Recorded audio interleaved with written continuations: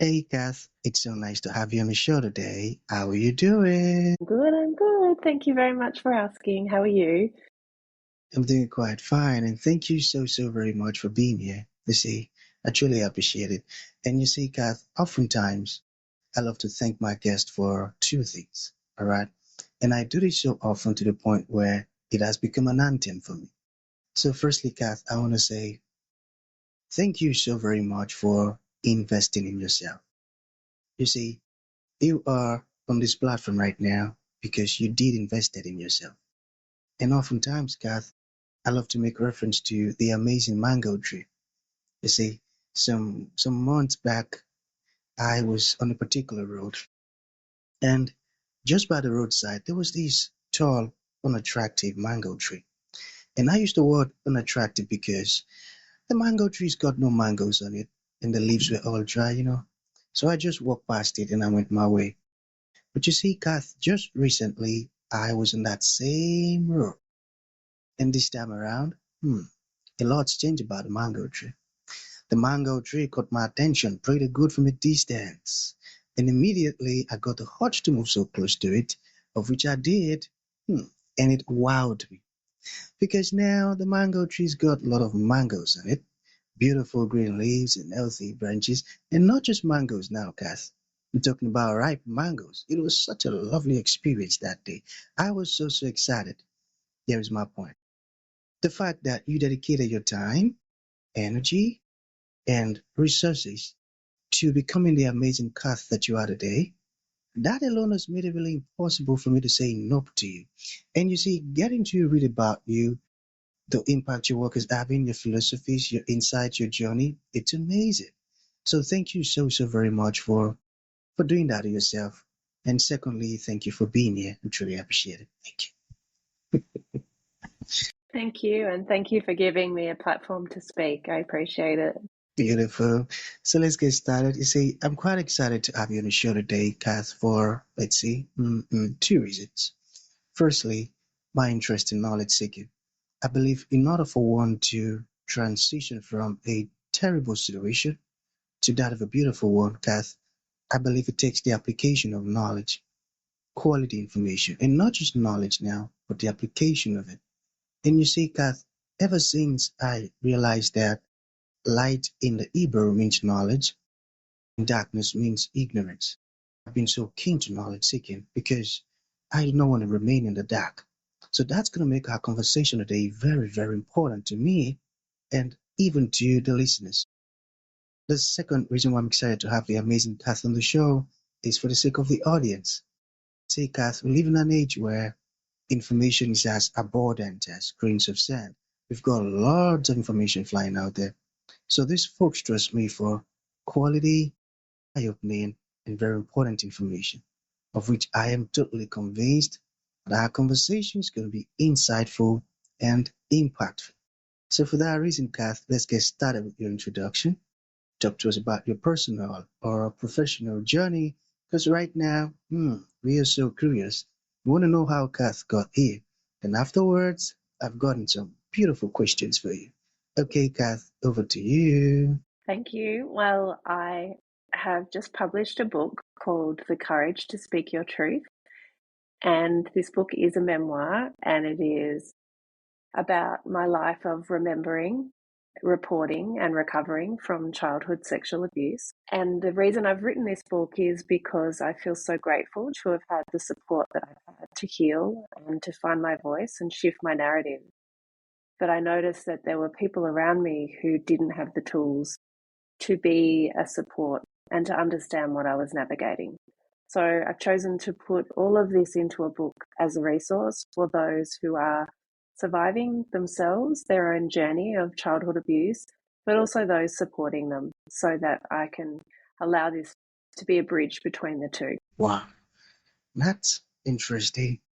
That's profound. The profound part of it is the fact that you weren't thinking for yourself only. Oh, you went through all of those stuffs now and you overcame them. And the solution, you coupled it into a book to help others. That makes you a very good leader, and I love that. So, but I'm still curious, all right? What does it mean to speak your truth? What does that mean? For me personally, it has been about sharing my whole truth. I spent a lot of time in my 20s and 30s in a curated silence. So I was sharing what I thought people could handle. I was sharing what I thought would serve other people, not sharing my whole truth. And that wasn't because I wasn't invited to, but I just was trained and programmed to look after the needs of others. And so part of that was to just talk about things that I felt were comfortable for other people. I got that. So when did you now like have the courage to finally speak up? I was 23 years old when I first remembered incidents of abuse from my childhood. And I did tell family and friends about that at the time. But it took another 23 years from that moment to go to police and tell them what had happened. So it was through the process of speaking to police that I really told my whole story and shared that then on stage. And once I shared that story from the stage and got such an incredible response, I decided to put it into a book. So I guess in the last 12 months, it's gone from being a story that some people knew to a story that now everybody knows and can access. So I feel like I've handed it over. It's no longer mine to carry. And so the big weight of the backpack that I was carrying around in isolation has now been put down, and I'm sharing the load. And that's very, very inspiring because, I believe after you did share your story, you must have felt this great relief. Or let me just ask, how did it feel when you finally shared your story? Can you share that with us?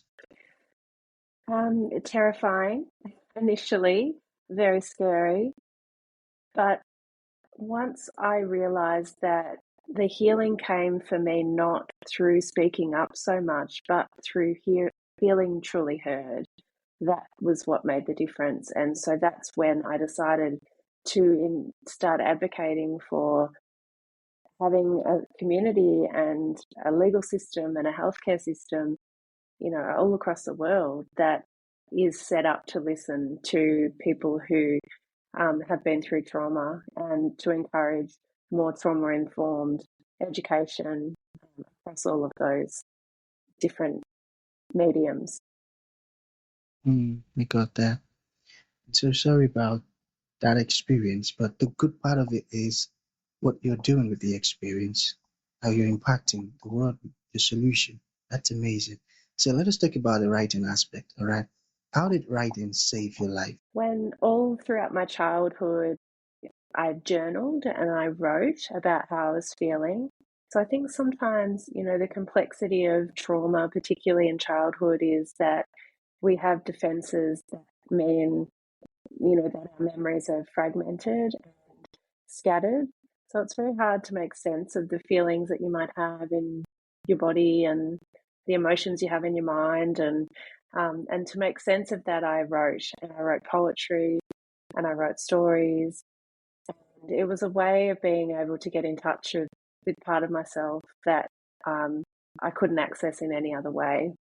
And so it truly was a vehicle for me to connect to the parts of myself that were lost and to reconnect them so that they all feel found. I got that. And thank you for sharing that. So let's talk about words, all right? During those times now, the tough moments, in what ways have words brought you here? Well, words have so much power, don't they? They have so much truth. And Okay. the the concept of labels and the concept of and the buoyancy of particular words. So for me, I use the word abused a lot through my communication of what happened to me. And it's only been really in the last 12 months that I've used the word rape. And I guess there's a lot of terror and power in that word, and it's very difficult to use it in conjunction with a childhood memory, but it also has freed me because I think it wasn't sharing the truth of what had happened, and now it is. So it's, the power of that has really served me, and Ironically, it's part of the reason why the investigation couldn't proceed to a trial, because there was a discrepancy between the word I used 23 years ago and the word I use today. I got that. So, I'm still curious about the experience and all. I just wanted to know what were the biggest lessons you picked or you learned from your experience. Can you share them? I did. One of the biggest experiences I've learned is that you can't do it on your own. You can't heal on your own. That it requires a support team, and it requires different elements to heal at different times. That grief and trauma recovery, I think, are quite uniquely linked in the sense that there is no one pathway to healing, and everybody's journey is different, and every phase of our journeys are different. So for me, it's the consistent part of that is that we need support, and that support might look different along the way. So I'm much better at asking for help or communicating what I need than I have been in the past. Secondly, I think that I've learned that the more vulnerable we can be, the more it empowers other people to find that vulnerability within themselves, and that there's a lot of strength in that. I used to think that being confident and ignoring my feelings was what strength looked like, and now I understand that's not the truth.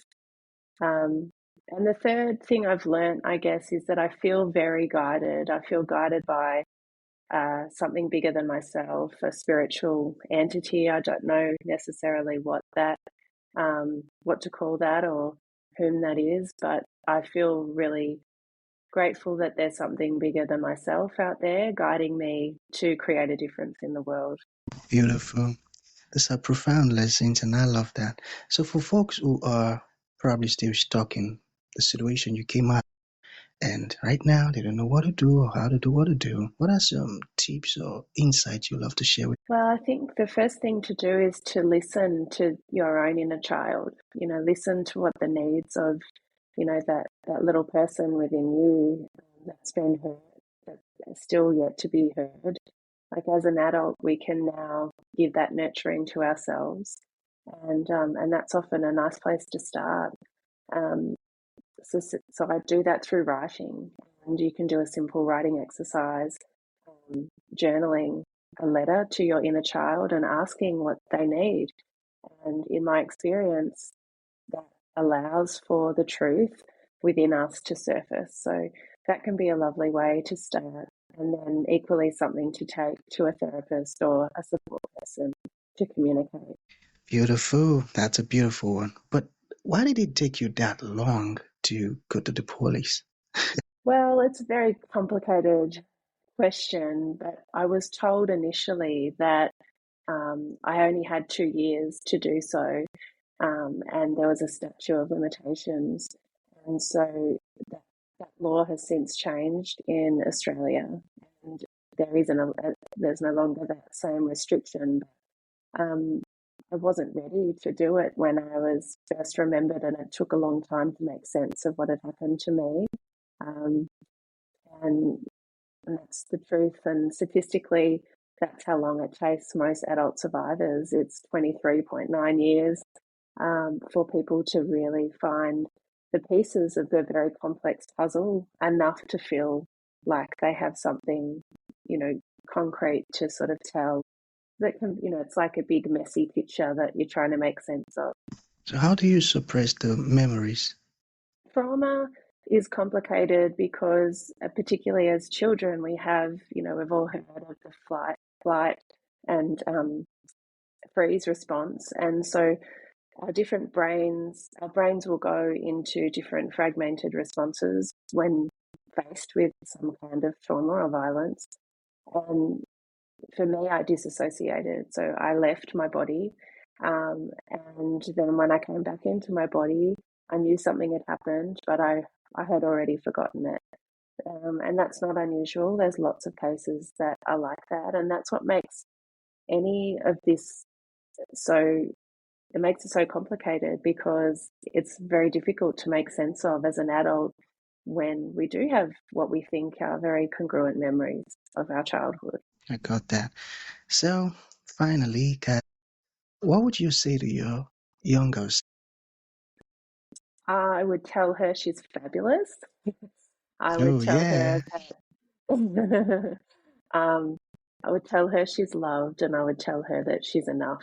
And that she's doing great things, impacting the world in the future because it's happening already. I love that. That's a beautiful one. Yeah. So to bring us to an end, Kath, what would you like to leave the audience with, like a final thought? And to those folks who would like to reach out to you, get your book, learn more about everything we've discussed so far, how can that be possible? My book's available on Amazon, and it's called The Courage to Speak Your Truth, Shifting the Narrative on Childhood Sexual Abuse. They can also go to my website to check out what else I'm doing. I've got a blog there, and the website is www.bespeak.au. So connect with me there or on Instagram. So my final thought would be that you are not alone, and it can be a very lonely journey. But the more that we talk about this topic, and the less isolating it will be for all of us. So, reach out and read my story, and hopefully I've articulated my experience in a way that makes yours a little bit less lonely. Beautiful. So that's going to be the end of the show, Kath. Thank you for coming and thank you for sharing your inspiring story and this beautiful stuff with us. It means a whole lot. Thank you so much for having me.